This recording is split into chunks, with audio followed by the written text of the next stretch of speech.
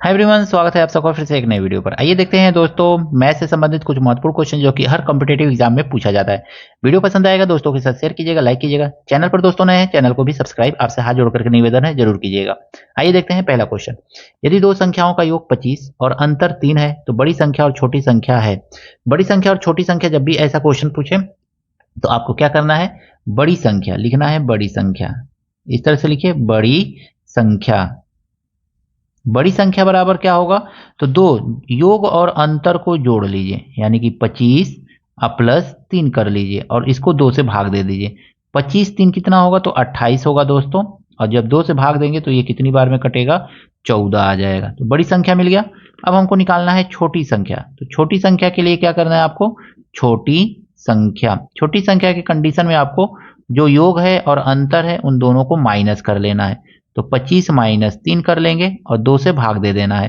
25 में से 3 माइनस करेंगे ना तो 22 आएगा, और 22 को 2 से भाग देंगे तो 11 आ जाएगा। इस तरह से बड़ी संख्या 14 और छोटी संख्या 11। अब क्या कह रहा है, बड़ी संख्या और छोटी संख्या है, तो बड़ी संख्या छोटी संख्या 14 11। ऑप्शन नंबर बी जो है इसका सही है दोस्तों। देखिए दोस्तों, इसमें कहा गया किसी छात्र ने एक संख्या में 1/2 से भाग देने की बजाय, उसको भाग देने को कहा गया था लेकिन बजाय 1/2 से गुणा कर दिया। परिणाम मूल परिणाम से 18 कम आता है। जो परिणाम है वो मूल परिणाम से क्या आ गया, 18 कम आ गया। यानी कि उस लड़के से कहा गया था कि तुम क्या करो, भाग दे दो। भाग देना था किससे, तो 1/2 से, लेकिन उसने क्या किया, 1/2 से गुणा कर दिया। 1/2 से x में गुणा कर दिया ऐसे। तो मूल परिणाम क्या हुआ, 18 कम आया, 18 कम आ गया इस तरह से। तो बस इसी को सॉल्व कर लेना है। इसको क्या करेंगे, तो x मल्टीप्लाई, ये ऊपर चला जाएगा ये नीचे आ जाएगा, तो 2/1 होगा, बस 2 लिख लीजिए। माइनस इसको सॉल्व करेंगे तो ये क्या हो जाएगा, x/2 हो जाएगा। इज इक्वल टू मिल गया आपको 18। अब ये 2x हो जाएगा, 2x minus x/2 is equal to आपको कितना मिला, 18। इसको आगे सॉल्व करेंगे अगर हम यहाँ पे, तो हमको क्या मिलेगा दोस्तों, तो ध्यान से देखिएगा। 2x है तो इसको सॉल्व कीजिए। 2x, 2 जा कितना हो जाएगा, 4x हो जाएगा। 4x माइनस x बटा 2 बराबर 18 हो जाएगा। 4 को x में से x निकालेंगे 3 आएगा, और 3 नीचे आ जाएगा, 2 ऊपर चला जाएगा। तो x बराबर कितना मिल जाएगा आपको, 18 मल्टीप्लाई 2/3। 3 छक्के 18 और 6 दूनी 12। तो वो संख्या क्या था दोस्तों, 12 था। ऑप्शन नंबर बी जो है सही है। देखिए, यदि किसी संख्या के 1/3वां भाग का 1/7वां भाग 2 है तो संख्या बताइए। इस तरह से क्वेश्चन जब पूछे ना तो आप मान लीजिए वो संख्या क्या है, x है। x का 1/3वां भाग का 1/7वां भाग जो है क्या है, 2 है। तो 7 तरीके 21, 21 से मल्टीप्लाई कर दीजिए, तो 21 इक्वल टू क्या आ जाएगा, 7 तरीके 21 दूनी 42 आ जाएगा। ऑप्शन नंबर बी जो है इसका सही है दोस्तों।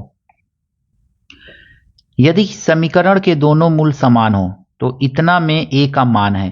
तो जब भी समीकरण के मूल दोनों समान है, सबसे पहले तो इसका कंपैरिजन करके लिख लीजिए। पहले a इज इक्वल टू क्या है, तो a इज इक्वल टू 1 है। b इज इक्वल टू क्या है, तो a है। और c इज इक्वल टू क्या है दोस्तों, तो 4 है। आप जानते हैं ये कैसे आता है। तो अब आगे देखेंगे, तो अब मूल समान होता है तो क्या होता है, b² माइनस 4ac बराबर 0। ये कंडीशन होता है मूल समान होने का, तो इसको ध्यान में रखिएगा। अब b का वैल्यू क्या है यहाँ पे, अब ये कहाँ से लिखा गया, तो एक होता है ये क्वाड्रेटिक इक्वेशन का formula ax² plus bx plus c। ये क्वाड्रेटिक इक्वेशन का फार्मूला होता है, इसी के बेसिस पे हमने इसको लिखा है। यहाँ पे b क्या है, तो माइनस यहाँ पे लिख लीजिएगा। तो अब देखेंगे ना, तो b की जगह पे a है तो माइनस a का स्क्वायर कर लेंगे।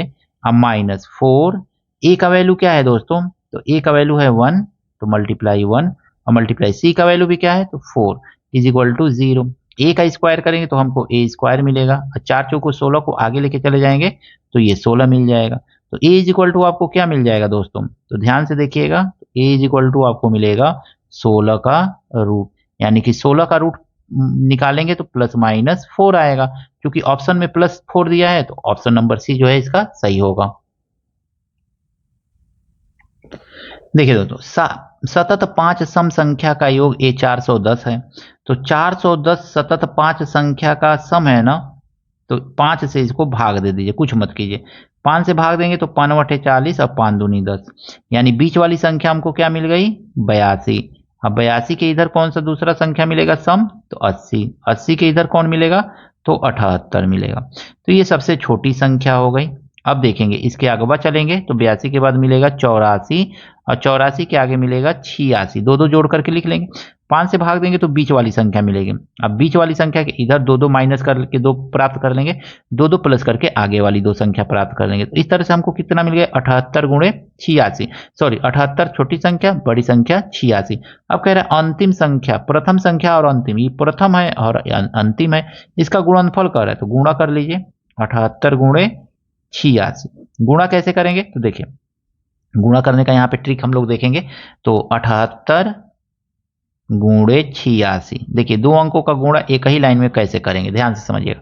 6 × 8 = 48, 4 आ गया, 6 × 7 = 42, 8 × 8 = 64। अब इन दोनों को प्लस कर लीजिए, 4 2 6 हासिल लिया 4, 4 2 6 4 10 का 0 हासिल बचा 1।